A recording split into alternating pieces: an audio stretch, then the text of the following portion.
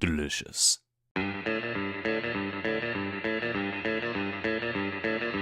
Okay, look, I get why people don't trust Kickstarter as much as they used to, but periodically, I like to remind everyone that not every game that gets released from this platform is Mighty Number 9.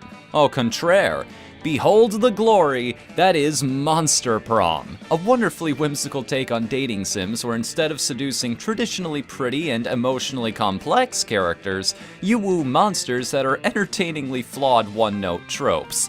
And it only sounds like a disaster waiting to happen until you realize that it's all played for humor. Visual novels are the base, yes, but a healthy smattering of self-awareness is the key ingredient that makes this whole thing work.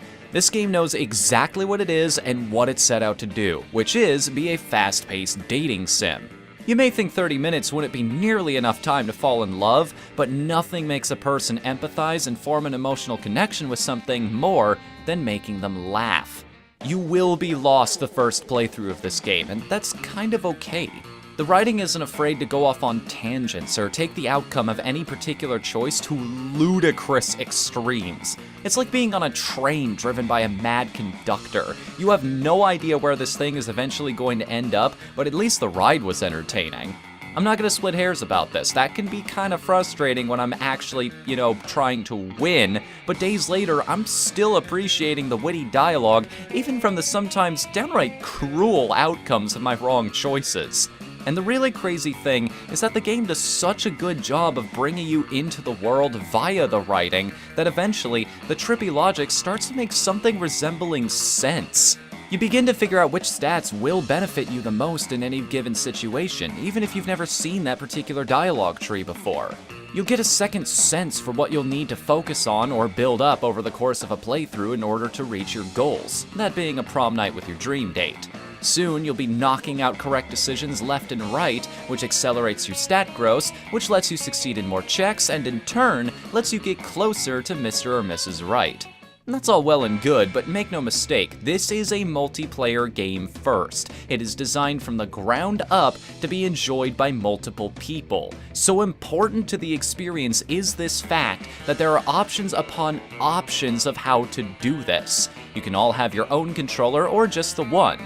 The game encourages the use of screen share and Discord if your friends aren't local, and even has had multiple patches already to ensure that the online functionality is as smooth as possible. And it makes sense. There's so much to Monster Prom that you simply will not experience unless you play with a group.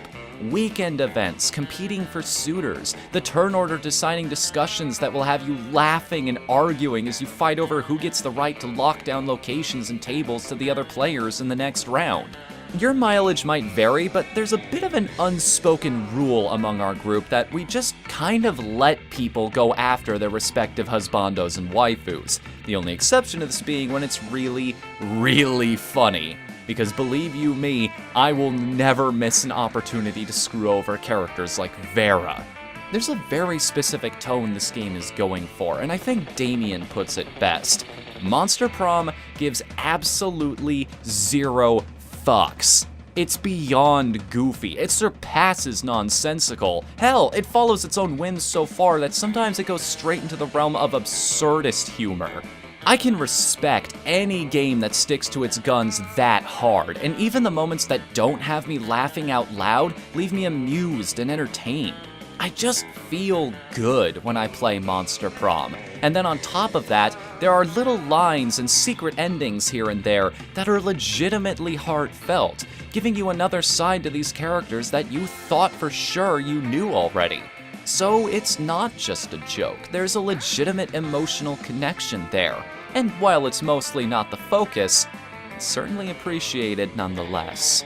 I give Monster Prom my rating of a cheese pizza, and a pepperoni pizza, and a mushroom pizza, and breadsticks, and a large soda.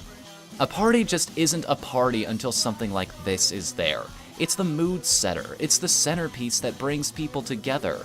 It's the thing that gets everybody smiling, feeling good, and having fun. And while, yeah, you can technically enjoy it by yourself and have a grand old time, if you don't share it with other people, you are missing out on the best part.